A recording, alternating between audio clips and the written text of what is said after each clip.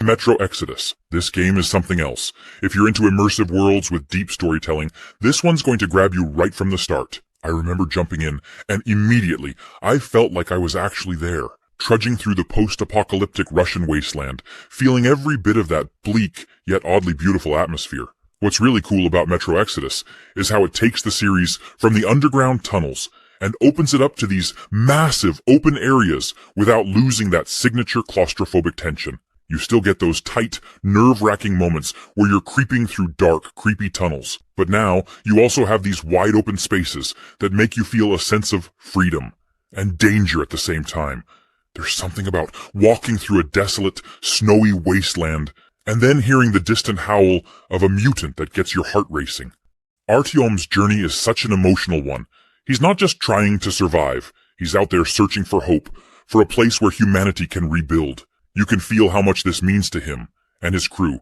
That bond between them, especially with his wife Anna, really hit me. You're not just a lone wolf. You've got a family, a team that cares for each other, and that gives everything this extra layer of tension. You want to protect them, to keep them safe. You've got to constantly think about how you're using your resources. Do you craft more ammo, or do you focus on a new gas mask filter because the radiation's about to kill you? That balance adds a lot of strategy to the game. Of Kena Bridge of Spirits. From the moment I started playing, I was just blown away by how stunning everything looked. It's like stepping into a Pixar movie, but you're in control. The art style is so vibrant and colorful, and the way they bring this magical world to life is just mesmerizing. Every detail feels like it was handcrafted with so much love, from the lush forests to the little creatures, the rot. I mean, those rot are just adorable, right? They're like these little black fluffy creatures that follow you around, and they're not only cute, they're super helpful too. The gameplay though, man, that's where it gets really fun. It's got that action-adventure feel, with some Zelda-like puzzle solving and exploration. The combat is super smooth, and the combination of your staff attacks and the rot helping you out is such a cool mechanic. I loved how you can use the rot to distract enemies or empower your attacks. And the way the game gradually gives you new abilities keeps things fresh. Plus, those boss fights, some of them are tough, like way tougher than I expected. They really make you strategize, which is a nice surprise in a game that looks so cozy on the surface. And speaking of cozy, the world is just so nice to explore. The puzzles are really well designed too, not too hard, but they make you feel smart when you solve them. I remember one where you had to use the rot to move objects around and align things just right, and it was just the perfect balance of challenge and satisfaction. TheEvilwithin, a game that brought some real old-school survival horror vibes, but didn't quite get the love it deserved. Honestly, this game flew under the radar for a lot of people, which is crazy because it was directed by Shinji Mikami, the guy behind Resident Evil 4. You'd think that would have guaranteed a Game of the Year contender, right? What made TheEvilwithin stand out was how it balanced psychological horror with intense, sometimes brutal action. The game wasn't just about jump scares, though it had plenty of those. It was about atmosphere, tension, and always keeping the player on edge. You never felt safe, which is what survival horror should be all about. And the world? Creepy, unsettling, filled with twisted, nightmarish creatures. It really felt like a descent into madness. But let's be real. TheEvilwithin wasn't for everyone, and that's probably why it didn't snag a Game of the Year. The difficulty was punishing at times, with limited ammo, tough enemies, and the kind of survival mechanics that could frustrate players who weren't prepared for that hardcore experience. It had this real old-school design that some players loved, but others found off-putting. People who were used to more action-focused horror games weren't always vibing with the slower, more methodical pace. The game was also pretty divisive when it came to its story. Some people thought the plot was all over the place, a little too cryptic and hard to follow, but here's the thing. If you were a fan of old-school survival horror, TheEvilwithin was a gem. Final Fantasy VII Rebirth. If you played Final Fantasy VII Remake, you're already familiar with the epic world and characters, but Rebirth just takes everything up a notch. Midgar was this dark, gritty industrial setting in Remake, but Rebirth opens things up. You get to see more of Gaia, explore lush forests, massive plains, and mysterious ruins that feel like they're hiding 1,000 secrets. And then, there's the combat. Oh boy, if you thought the battles in Remake were good, Rebirth steps it up. It's still that real-time, action-packed combat system, but everything feels smoother and more refined. Switching between characters mid-battle is seamless, and they each bring something totally unique to the table. Cloud's powerful sword slashes, Tifa's quick martial arts, Barrett's massive gun arm. Everyone has a role, and you get to experiment with strategies that make every encounter exciting. And the materia system is back, so you're constantly tweaking your setups, figuring out the best combos for each fight. Oh, and the bosses? Unreal. Square Enix did not hold back. Each boss feels like its own mini-movie, with incredible animations, massive attacks, and a level of intensity that keeps you on the edge of your seat. And it's not just about the challenge. Each boss battle feels personal, like you're part of something epic. And the summons, summoning Ifrit, Shiva, or one of the other iconic Final Fantasy summons, just feels so satisfying. They show up, wreck shop, and leave you thinking, yep, that's why I love Final Fantasy. Forza Motorsport. This isn't a game that casually asks you to win. It challenges you to learn every curve, every breaking point, and every opportunity to overtake with precision. At its core, Forza Motorsport is a celebration of cars, competition, and the sheer joy of pushing limits. This is where car enthusiasts and racing fans unite, exploring an intricate world where every vehicle feels like it has its own story to tell. It's not just a race to the finish line. It's about understanding your car, the track, and the craft. There's a kind of magic in how the game translates the language of motorsport into an experience that feels approachable yet endlessly deep. The driving physics are a standout feature here. Forza Motorsport strikes a perfect balance between realism and accessibility, creating a playground where beginners can learn and veterans can refine their skills. Each car handles differently, and you can feel the difference when you switch from a nimble hatchback to a roaring supercar. Car customization is where the game really lets you unleash your creativity. This isn't just about slapping on a new coat of paint or adding a flashy decal. It's a deeply satisfying process where you can tweak everything from the aerodynamics to the engine setup. Forza Motorsport doesn't treat cars like mere tools. They're your partners on the track, and you have full control over how they evolve. The variety of tracks is another area where this game shines. Metal Gear Solid V: The Phantom Pain. It's one of those experiences that really makes you feel like you're in control of a tactical open-world espionage operation. From the moment you start as Big Boss, or Venom Snake, if you want to get technical, you know you're in for something special. The way the game blends stealth, action, and freedom of choice is just next level. Let's start with the open world. Unlike previous Metal Gear games, which were more linear, The Phantom Pain drops you into these massive living environments. You've got Afghanistan's rocky, mountainous terrain, and the jungles of Africa, each filled with enemy bases, patrols, and wild animals. The thing is, the world isn't just a backdrop. It reacts to how you play.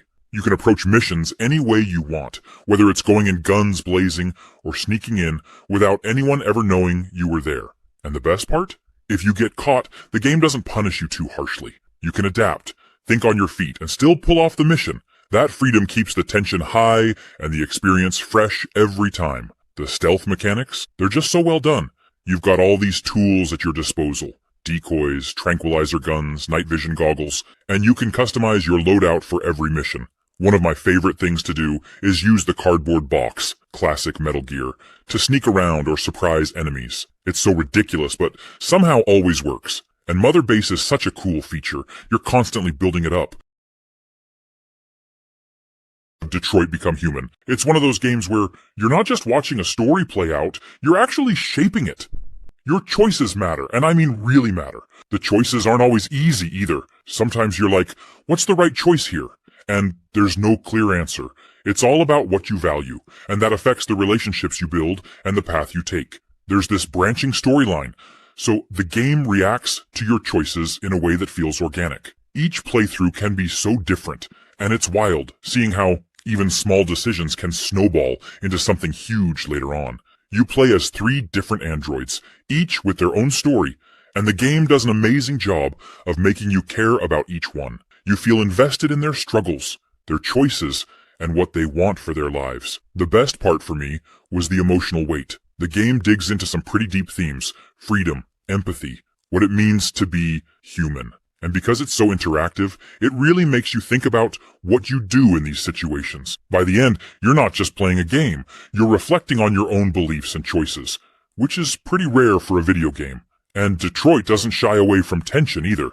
There are moments where you're genuinely on the edge of your seat, trying to make quick decisions that could totally change everything. And the stakes are high because, things can go wrong in big ways if you make a wrong call. So, yeah, Detroit Become Human is perfect if you're into games that let you dig into a story deeply, and that give you control over what happens. Outer Wilds.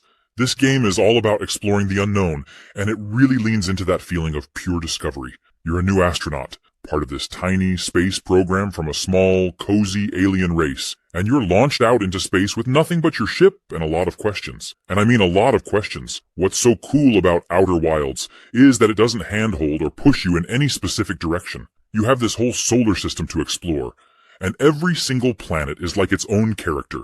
Each place is unique, with strange environments, hidden stories, and mysteries that just pull you in.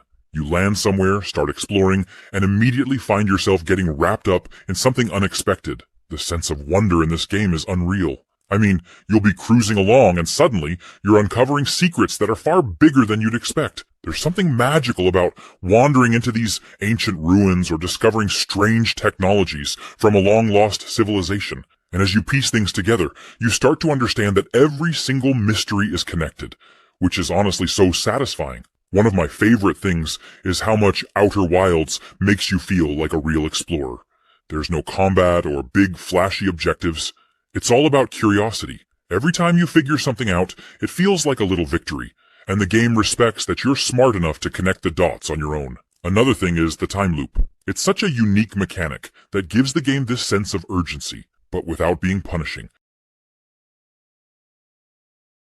Atomic Heart. Enchantment Under the Sea, the latest DLC for Atomic Heart, that's here to take the already wild ride even deeper, literally. This expansion throws you into the underwater depths of Facility 3826, where you'll explore flooded labs and submerged chambers, adding a whole new layer of mystery and challenge to the game. The gameplay is familiar, but with a twist. You'll still be shooting, exploring, and solving puzzles. But now you'll need to deal with underwater environments that change everything. Visibility gets tricky, and the physics aren't quite the same. It's not just about fighting enemies anymore. It's about adapting to your surroundings, making each encounter feel fresh and unpredictable. And speaking of enemies, the expansion introduces new threats that keep you on your toes. These aren't just the same old foes from the main game. Expect to face enemies that require a bit more strategy and quick thinking. The arsenal in this DLC also gets a boost. You'll get your hands on new weapons and equipment designed specifically for the underwater combat you'll be doing. These new tools are crucial because they let you take on the new enemies with the right firepower and tactics.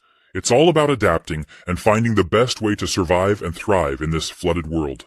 One of the best parts of Enchantment Under the Sea is how it builds on the main story. It doesn't feel like just a side mission or something tacked on for fun. It feels like a real continuation that deepens the lore.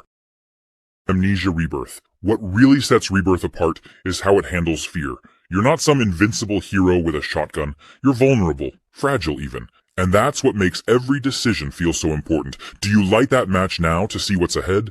Or do you save it for later when you might really need it? These are the kinds of choices that keep you constantly engaged.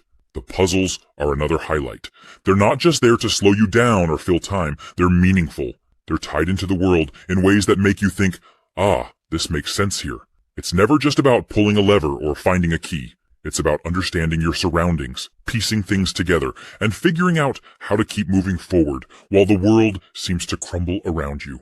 You'll go from tight, claustrophobic spaces that make you feel like the walls are closing in to wide, open areas that somehow manage to feel even more terrifying because of how exposed you are. It keeps you guessing and constantly on edge, never knowing what's waiting for you around the corner or in the dark. But here's the kicker. Rebirth isn't just about scaring you. It's about pulling you into an experience where the fear feels earned. It's a game that challenges you to face the unknown, to confront your own unease, and to push forward even when everything in you is screaming to turn back. So, if you're looking for a horror game that goes beyond the surface, that doesn't just want to startle you, but truly unsettle you, Amnesia. Rebirth is absolutely worth your time. Middle-earth: Shadow of War.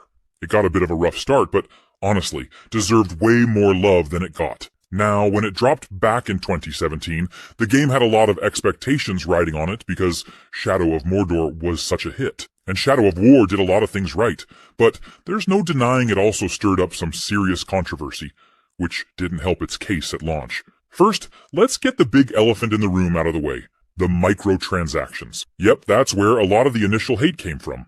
It was a single-player game, but Warner Bros. Thought, hey, let's toss in loot boxes and microtransactions. Gamers were not having it. Understandably, no one wants to feel like they're being nickeled and dimed in a story-driven experience. What's wild, though, is that they eventually removed the microtransactions completely. But by then, the damage had already been done. A lot of people had already written it off. And that's a real shame because, beyond all the controversy, Shadow of War had so much going for it. First off, that Nemesis system, still genius. I mean, creating rivalries with orcs who remember you, plot against you, or come back from the dead for revenge. It's such a unique mechanic that really makes every playthrough different. The world felt alive, chaotic, and personal, in a way most open-world games dream of achieving. Then, there's the scale of the game. They took what worked in Shadow of Mordor and just made it bigger. More fortresses to conquer, more regions to explore, and even more dynamic relationships with your followers and enemies. Star Wars Jedi Survivor. Now, this game was supposed to be a huge hit. It's a Star Wars game after all, and it's a sequel to Jedi Fallen Order, which everyone loved.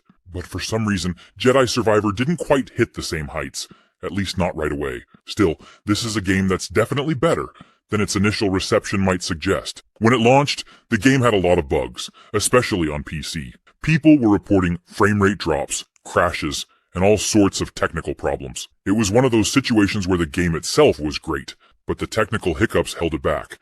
And, in the world of gaming, nothing kills the hype faster than a buggy launch. But here's the thing, once you look past the technical stuff, which has mostly been patched up now, Jedi Survivor is an awesome game.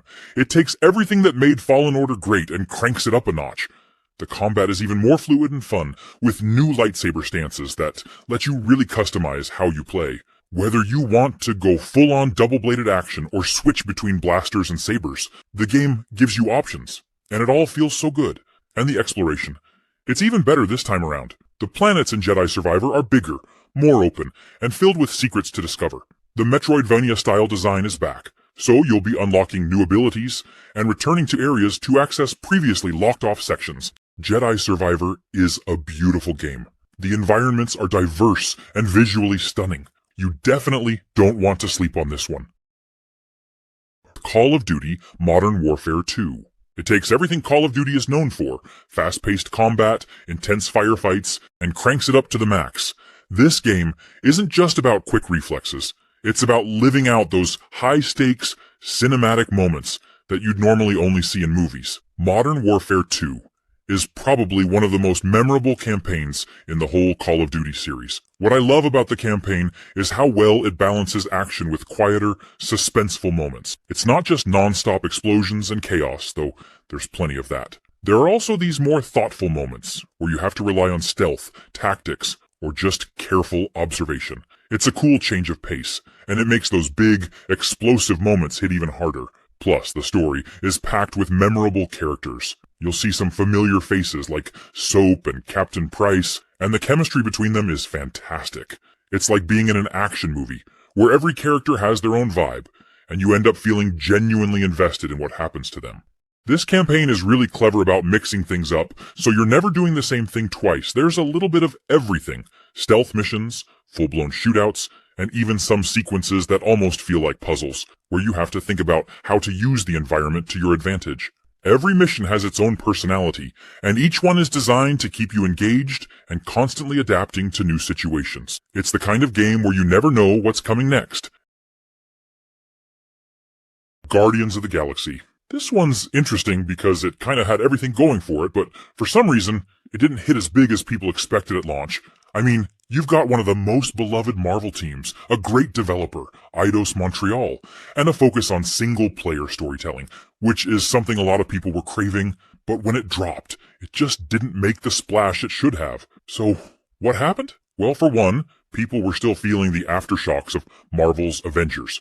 That game didn't really land well with fans, and it made a lot of people skeptical about Guardians. Folks saw another Marvel game and thought, here we go again with another live service mess, even though Guardians of the Galaxy is nothing like that. It's a totally single-player, story-driven experience with zero microtransactions or live service elements, but it got lumped in with Avengers, and that hurt its initial reception. Now let's talk about the controversial stuff. The characters. Some fans were thrown off because the game's versions of Star-Lord, Gamora, and the rest of the crew didn't look or sound like their MCU counterparts. If you're used to Chris Pratt as Star-Lord, or Zoe Saldana as Gamora, it might take you a second to adjust to these new interpretations, but once you do, you realize they're actually great.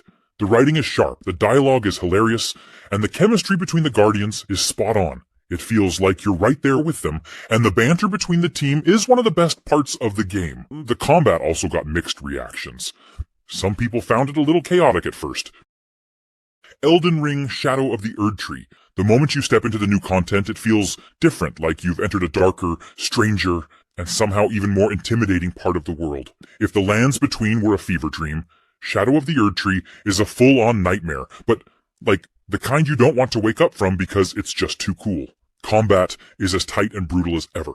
Whether you're a die-hard melee player, a magic enthusiast, or a mix of both, there are new weapons, spells, and builds to experiment with. I found myself tweaking my character constantly, trying out new strategies for every encounter. It's that classic From Software loop of getting crushed, learning, adjusting, and finally triumphing that makes the whole experience so addictive. And the bosses? Let's just say they're not here to play. They're here to humble you, to make you question every decision you've ever made as a gamer. But at the same time, they're incredible. Each one feels like its own mini-story, with designs and movesets that are as much a spectacle as they are a challenge. There's nothing quite like the adrenaline rush of finally figuring out that perfect dodge timing or landing the killing blow after a 15-minute duel. It's frustrating in the best way possible. But it's not just about the bosses. The enemies scattered throughout this expansion are no joke either.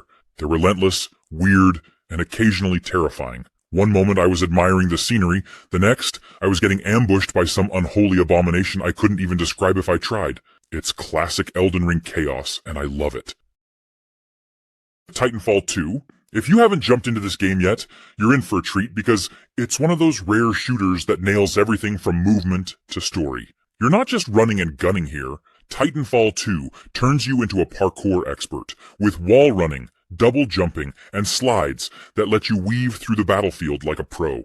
The controls are smooth, and once you get the hang of it, it's hard to go back to other games. The map designs are built around this movement too, encouraging you to think creatively about how to get from point A to point B. There's something so satisfying about stringing together a perfect series of moves to outmaneuver enemies, and every match feels like you're pulling off action movie stunts. And then there are the Titans. If you ever wanted to pilot a giant mech, Titanfall 2 makes that dream come true. The game balances your time between playing as a pilot, the fast, agile soldier, and then calling down your Titan, which adds this completely new layer to the gameplay. Titans are powerful, heavy-hitting, and give you this awesome sense of being a walking tank. But it's not just a button mash fest. Every Titan has unique abilities and weapons, so there's actually a good bit of strategy involved. One thing that really stands out in Titanfall 2 is the campaign. Now, I know campaigns in first-person shooters can sometimes feel like a warm-up for multiplayer, but here it's a full experience on its own. It's well-paced, exciting, and even throws in some surprises that keep things fresh. Dying Light 2. Another game that stumbled out of the gate, but is actually pretty awesome when you take a closer look. So, when Dying Light 2 was first announced, people were hyped.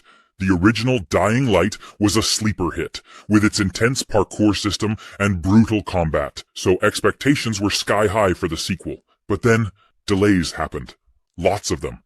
And with every delay, the excitement started turning into skepticism. When it finally launched in 2022, some people felt like it didn't quite live up to the years of anticipation, and there was plenty of chatter about bugs and performance issues, which, to be fair, did hurt its reputation right out of the gate. But here's the thing. Once you actually dive into Dying Light 2, you realize there's a ton to love about this game. First off, the parkour system is still one of the best in gaming. Running, jumping, and swinging through the city of Villedor feels fluid and rewarding. They took what worked in the original and just cranked it up a notch. You really feel like you're flying through this post-apocalyptic world, dodging zombies and hopping between rooftops. The combat? Absolutely brutal. Smacking zombies and bandits with improvised weapons, drop-kicking them off rooftops. It never gets old. Plus, the day-night cycle adds a whole other layer of tension. The zombies are slow and manageable during the day, but at night, man, they become terrifying. It's a heart-pounding experience when you're scrambling to find shelter as the sun goes down and the city gets overrun. Mafia 3. One of the first things you'll notice is how alive New Bordeaux feels. The game nails that late 60s vibe, and I'm talking about the music, the cars, the fashion, even the radio broadcast. It all feels authentic and pulls you right into that era. The city itself is beautifully crafted, with neighborhoods that feel distinct and packed with character. The gameplay is all about strategic takedowns, stealth, and taking control of the city piece by piece. Lincoln doesn't just kick down doors and take names. He's smart about his approach, and you get to choose how to tackle each mission. You can go in guns blazing, but sneaking around and taking out enemies quietly is just as satisfying. Plus, as you start to take control of different territories, you actually build your own little crime empire, assigning lieutenants and gaining perks that make Lincoln even more of a powerhouse. It's a cool twist that makes you feel like you're really shaping the criminal landscape of New Bordeaux. One thing I personally loved about Mafia 3 is how it tackles some serious themes. The game doesn't shy away from the realities of the time. There's racism, corruption, and all kinds of hard truths woven into the storyline. It makes Lincoln's journey feel so much more impactful. You're not just going on missions for the sake of gameplay. You're stepping into his shoes, experiencing the highs and lows, and feeling the weight of what he's fighting for. It gives the story a level of depth that you don't always see in open-world games. Resident Evil 4 Remake. You know how remakes can sometimes feel like just a polished-up version of the original? This one is so much more than that. Capcom managed to take one of the most beloved games in the series and elevate it in all the right ways. It's like they took everything that worked in 2005 and improved it without losing that magic. Honestly, if you're a fan of the original, you're going to be thrilled. First off, the graphics are stunning. You know how the original had that eerie, creepy vibe with its isolated village? Well, the remake takes that atmosphere to a whole new level. The foggy woods, the creepy lighting, it just feels so immersive. There were moments when I had to stop and just take in the environment. It's terrifying, but in a way that makes you want to explore every corner. Gameplay-wise, I was thrilled with how much smoother everything felt. Leon's movements are less stiff, and the gunplay, spot on. The combat has been reworked to feel more dynamic, especially when you're dodging and parrying enemies. Oh, and speaking of enemies, those ganados are way more terrifying this time around. They're more aggressive, smarter, and honestly, I found myself sweating in some of those encounters, especially when you're dealing with hordes at once. I loved the tweaks they made to the characters too. Leon has more personality. He's still got those cheesy one-liners, but he feels more grounded. Ashley is no longer just the damsel in distress. She's actually helpful, and their dynamic adds to the story in a way that feels more natural. Avatar: Frontiers of Pandora. Now, I know a lot of us have waited years to see more of Pandora since the original Avatar movie. Whether you loved it for its visuals, the unique world, or just getting lost in this strange, immersive place. Well, here's the perfect excuse to dive back in and actually be in Pandora, not just watching it on a screen. The cool thing is, you're not just wandering around as a tourist. This is your home, and as you're exploring, you get this real sense of belonging. The way they've crafted the interactions with the world and other Na'vi characters just pulls you into the story. It's personal and really touches on that classic theme of connecting to nature, but on a whole new level. Combat-wise, it's balanced in a way that makes you feel powerful, yet still in tune with the environment. The Na'vi weaponry isn't just about brute force. It's more graceful, blending seamlessly with nature. It's not like you're there to destroy, but rather defend and protect, which gives a nice sense of purpose to every fight. And honestly, if you're into exploration, you're going to have a blast. Pandora's open-world setup lets you go off the main path, uncovering hidden spots that tell little stories of their own. It's the kind of game where you don't mind getting lost, because there's always something breathtaking to discover. So yeah, if you're looking for a game that's both visually stunning and has depth, give this one a shot. It's the kind of experience that'll stick with you long after you've turned off the console.